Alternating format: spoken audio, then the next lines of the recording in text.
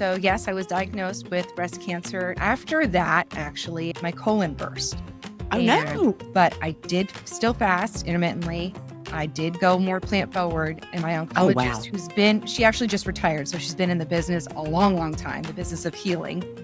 She said to me, I have almost never seen anyone build bone back the way that you have. Hi, everybody. And today I am here with Melissa Blanchenay. Melissa lives in South Florida, and she was a guest on the Intermittent Fasting Stories podcast, episode 41, which came out in September of 2019. If you would like to go back and listen to Melissa's original episode, you can listen to that wherever you listen to your audio podcasts. But it is great to talk to you again, Melissa. Thank you so much for having me. I love to connect, and it really has been a long time.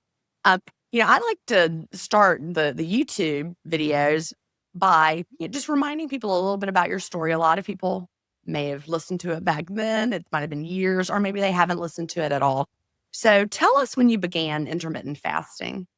I believe it was late 2017, early 2018 that I found your book and your community online and all of those wonderful things that kind of flowed from that, and took it up as a way of life and started seeing results pretty quickly, meaning like feeling better and the weight, which is always a nice bonus, but the energy levels.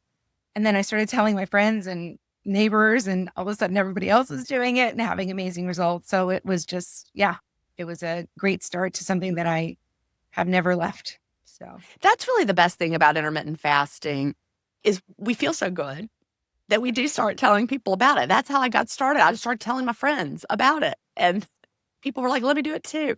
And then it has grown to what it is. I feel like it's much more approachable. There's a lot of different, I think I spoke about this in the original podcast that I did with you. There's a lot of different levers you can pull. And I have certainly used the bounty of intermittent fasting to be able to do that as things have unfolded in my life. Yeah, exactly. So tell everybody a little bit about that. You've had some health challenges along the way, and how are you doing now? Well, so yes, I was diagnosed with breast cancer in late 2018 and went through all my treatments during 2019. So that was challenging, certainly. I have just recently been released from my care by my oncologist. So she fired me, which is really exciting. Yes. Thank you. And after that, actually, I ended up in the hospital once more in an emergent situation where I had my colon burst. Oh, no. That was really scary. And I have no blame on intermittent fasting, but what I will say is that I was at a certain point paying more attention to what I was putting in than what was going out. Oh. And didn't address that and ended up in the hospital and had a colon resection. I was there for 7 days. I ended up with a colostomy bag, which was horribly confronting. It's since been reversed and I'm better now, but I realized that fasting is just one angle to get at health, and that you do have to consider all of these other things that play into how you feed yourself and how you let go of waste. So I'm saying it. Well, you know what? That's one of those things we never want to talk about, but we all let go of waste. Yeah, that was a gentle way of saying it, right? No, especially with women. I mean, it becomes such a sensitive subject. But the secret is that most women that I've met have had some struggle along the way. And it's just become something I'm really, really cognizant about and I'm passionate about in my own home. I have a daughter who's now 11, and it's always like, well, did you have a BM today? So were you just digging into that a little bit? You're having constipation issues? And I felt great the day before it happened. I was doing a kickboxing workout. I'd been eating, giant bowlfuls of my favorite arugula salad. My energy was fine, but it was just this one thing that I sort of just learned to ignore. Okay. You just back burner it like so many things when you're in a busy life.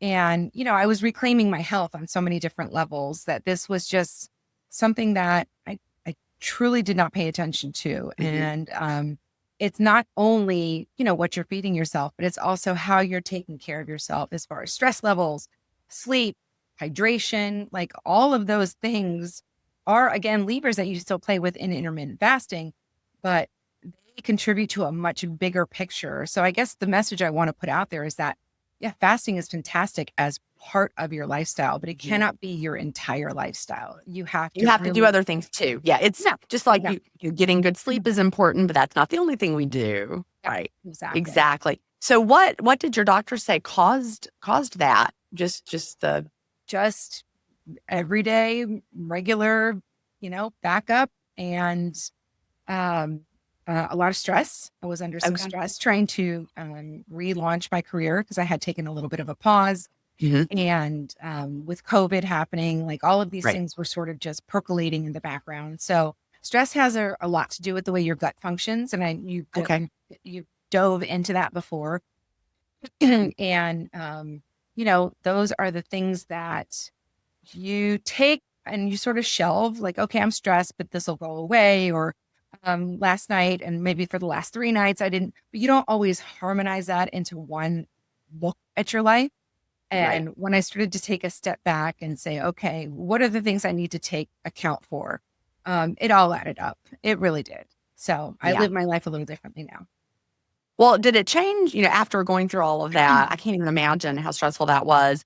Did it change how you approach intermittent fasting at all? On the flip side, after you came out of the colon reconstruction and reversal of the colostomy, did I Yep. get all Yeah, the you sure terminology did. You right? did. Yep. Do you do anything differently now that related to intermittent fasting and what you're eating than you did prior to all of that?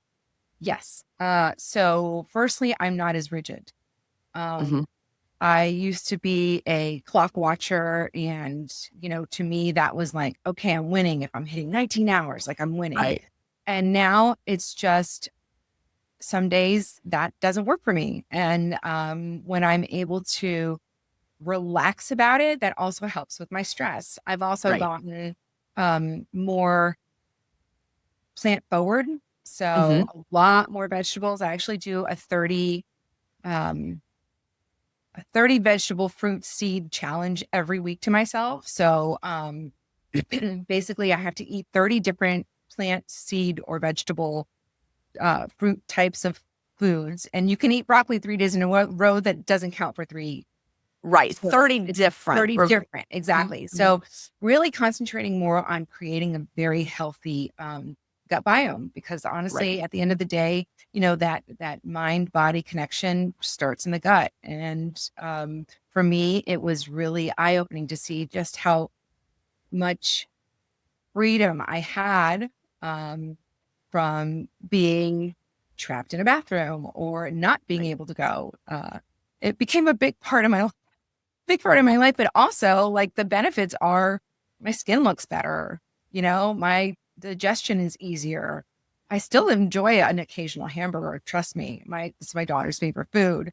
But I really had to sort of dial it back. We get so fixated on protein, protein, protein, and Right. so many people define protein as just sort of, animal, and Which there is are not true, by the right, way, right? exactly. Exactly. And the thing that I learned is it's incremental with building it with fruits and vegetables. It's you can't maybe get 150 grams from one thing, but you build on it, and I'm pretty sure those pretty soon those things work themselves out. Yeah. They do. Can't remember what it was it a blog post or something? One of the founders of Bioptimizers, which is a company I love, is vegan. He's completely vegan, and he's also a bodybuilder. And a video, I can't remember what it was, but he said the number of grams of protein he eats in a day as a vegan bodybuilder. And it was so low, it shocked me Mm, compared to what we're hearing as, people saying we should be eating. I'm like, look, he's a vegan bodybuilder and right. he eats this few grams of protein a day and he's ripped. So I was like, Yeah. that's really interesting. So, we do not just get protein from meat. Right. Right. And again, I'm never going to demonize somebody who has a varied palate. I certainly do. And True. the other thing is on vacations, I'm Mhm. still doing the things. I'm eating the desserts. occasionally going on the heavier side because I love chocolate mousse, and we were just in Paris, so I had to have chocolate mousse everywhere I went. Um, but Yum. all of those things you just have to kind of dial back. And I Mhm. think you can still find an enriching, balanced diet and things that you can look forward to without sacrificing, feeling like a human being. You don't have to pack a special lunch. I didn't have to pack special things when I went out into the world. But again, I'm not as strict as some people would be. Mhm. So again, variety is sort of the spice of life. But if you can hone in on the things that make you feel good, that's the best variety you can choose. I think so too, and that's really, really important. I'm glad that adding more plants helped you feel better and it helped your colon situation. Is that what we're Yeah. calling it? Well, Yeah. not only that, so the medication that I was on during my post-cancer recovery, I guess you can Right. say, I'm in remission, thank God. It was a hormone blocker. And so what Okay. that did was it turned off all of the estrogen production in my body for the most part. Mhm. And so that put my bones at a disadvantage. So a Mhm. lot of that can affect the way your bone health is. That's why so many females, especially older, experience so much bone loss. So my doctor actually said to me, probably in the second year of post treatment, she said, "You are osteopenic." And Ooh. I said to her, "Well, what are the options?" And she said, "Well, I can put you on this medication. It's a drip. You'd have to come in and, get this administered once a month or whatever it was." And I said, "Okay, please just give me 1 year, 1 year." And I know that there's still a lot of information that's floating around about intermittent fasting, but I did still fast intermittently. I did go more plant forward, and I did use my vibration plate, and I Love it. traded my sitting desk to a treadmill desk. Mhm. And I was able to, in 1 year, build a bone back. And my Oh, wow. oncologist, she actually just retired. So she's been in the business a long, long time, the business of healing. She said to me, "I have almost never seen anyone build bone back the way that you have. And so what are you doing?" And I just told her like all of the things. And I couldn't point to one thing or another. I just, Right. again, it was just a matter of like concentrating on the whole picture. Yep. And for me, it was a win to not be on another medication. I was That's so grateful. amazing. Wow. So you were intermittent fasting while you built the bone back, Yeah, and you were using a vibration plate. There are research studies that link vibration plate use to bone density. So I absolutely. try to get on mine every single day. I know. Sometimes I'll be thwarted by a cat in my lap when I was getting ready to do it, and the cat is so happy I don't get up. But I try to do it every day. And walking in also just nourishing your body well. You think those are the things? And did you also get off that med that was linked to Yeah. the So yeah. actually, no, I was still on the med. I only just Oh, recently okay. went off the med. So it was while I was still taking the hormone blocker that I was able to do that. And that was the concern chiefly was like, while you're on this, it's going to continue to degrade. Right. And so I said, no, I want to do everything I can in my power. Walking, vibration plate, and nourishing your body well made a difference. And that is really, really inspiring for me. I'm 56 and I have not had a bone density check yet. I probably should. You might My want to, great grandmother had osteoporosis, so it's in my family.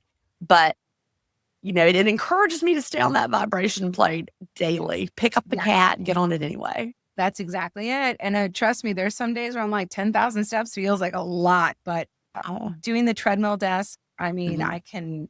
it's changed the way I approach that as well. So, Yeah, and that motion and the weight bearing, that the steps, I think are really. It's such an easy thing that we can all do. We can yeah. do it. And it's totally free. And, I do feel better on the days that I hit those steps. I know I do. It's just, Yeah, sometimes you don't find the time. Time is a it's very good for us precious for so resource. many reasons. Yeah.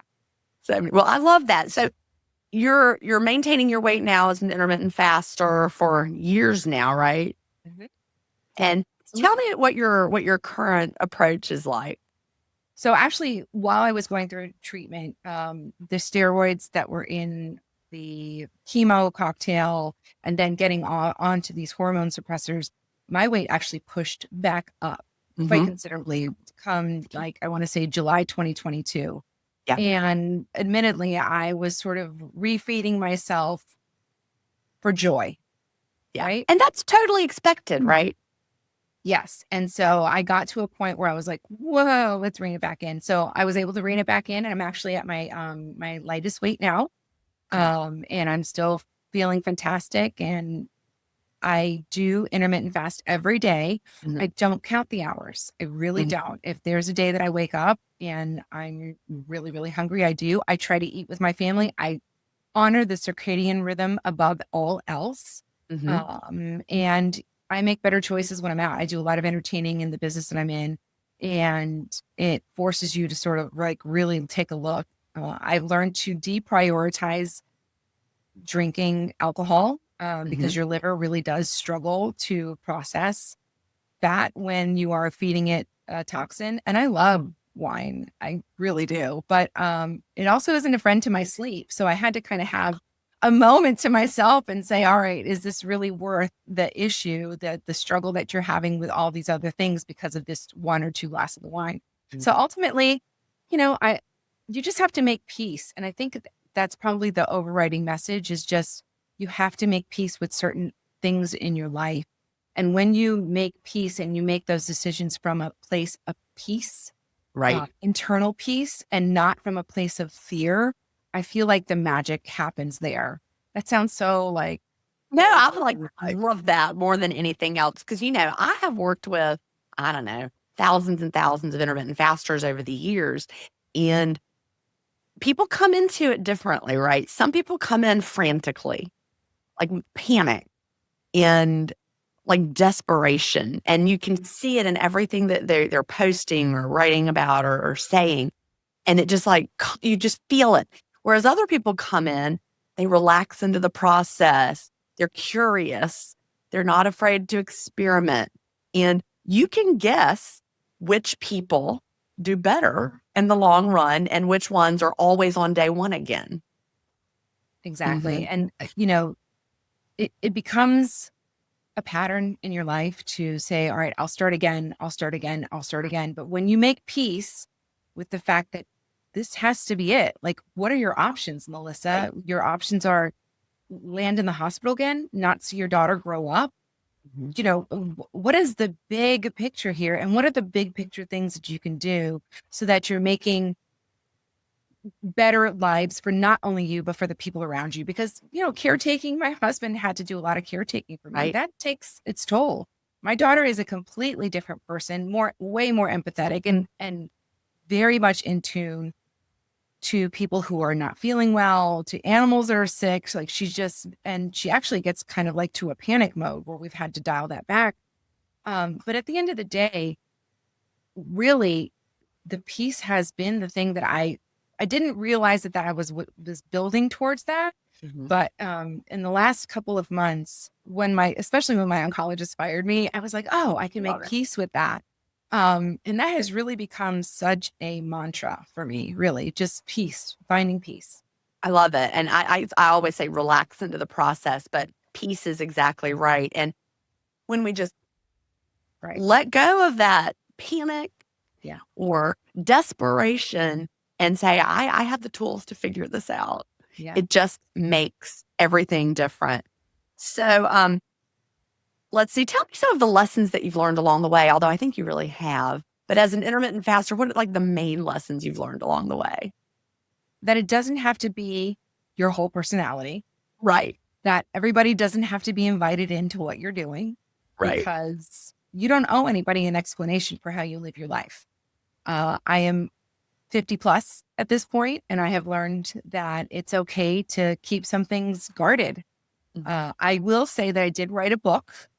Oh, tell So us about it. I took a page out of your book. Not literally, I did not, but I self-published my own book about going through breast cancer treatment as a woman in my 40s. And a lot of the lessons that I learned going through that process, excuse me, I compiled 36 different essays. And if you don't want to read my personal story, at the end of every essay, there are 5 things that I recommend you do. So, Mhm. for instance, in my care team, choosing your doctor, you have a voice there. You can advocate for yourself. And I think fasting gave me a very honest look at how I was living my life and an honest way to say, this is what works for me. And that advocacy carried me throughout my treatment. So I also go into, how to deal with your boss, how to deal with your child, how to deal with your relationship. There's a lot of lessons in there. Plus, there's also a compendium of researched resources at the back of the book. And I'm not plugging my book because honestly, Well, I if would you're like for you more, to that because this well, is the teacher in me. The teacher in me loves when people create things. yeah. And I love for people to share what they created. So how can people find your book? What's it called? Where is it? So it's on Amazon and it's called Cussing and Fighting Tips from a Breast Cancer Survivor. Love it. Because I do use some salty language. I apologize for it initially at the beginning of the book, but then I say, like, if it really bothers you, just skip over those words because there's some Right. really great nuggets of info in here. And honestly, going through the self-publishing process, that was a learning curve, Okay. a huge learning curve. And I think I probably spent more in putting the book out than I ever have made. I mean, it didn't take off the way yours did, but when I hear of other women going through what I went through, I usually have a copy with me and I say, please know that this is not centered on me, but there are some things you might draw from this. And I give the copy. I've probably given more away than I've sold. And I get people calling me up or sending me DMs and saying, you made me laugh. You made me think about things in a different way. Mhm. I feel like I can advocate for myself better. I feel like I'm a little more in control. And actually, one of the chapters in there is about intermittent fasting. I So, love that. And so I would love for anyone who knows someone going through breast cancer, get them a copy of Melissa's book. yeah, they honestly, it's pretty good. I bet that it is. Well, it has been so great to catch up with you. By the way, everybody who's watching, if you would like to meet other intermittent fasters who may be brand new or may be experienced, like Melissa and myself, join us at jenstevens.com/community. I'm there every day. And we're there to celebrate successes with you and also help you through your challenges. So before we go, I always end the Intermittent Fasting Stories podcast with these two questions, and I'm going to ask them to you again. What would you tell someone just starting out with intermittent fasting, or what do you wish you knew when you first started? What I wish I knew and what I would also share is that it doesn't have to be as hard as you make things out to be. Your brain is Mhm. naturally wired to sort of go into disaster mode. And if you can just implement one thing at a time and literally slow your way into it, the biggest takeaway for me is knowing yourself before you take on something like intermittent fasting. You really have to know where your motivations are coming from and I ease think into that's it. really, really good advice. And that's why in my book, 28-Day Fast Start Day by Day, I have people start with crafting their why before they even begin day one. You need a powerful why. If your only why is, I'm desperate to lose weight, I have to lose it, then intermittent fasting is not right for you yet. That's right. That's right. The aesthetics are a nice bonus, but honestly, it's a whole body approach and a mind approach to Yeah, feeling better. absolutely. Well, it has been great to talk to you today. And thank you so much for sharing your update. Well, thank you so much for having me. I really appreciate it. This has been fun.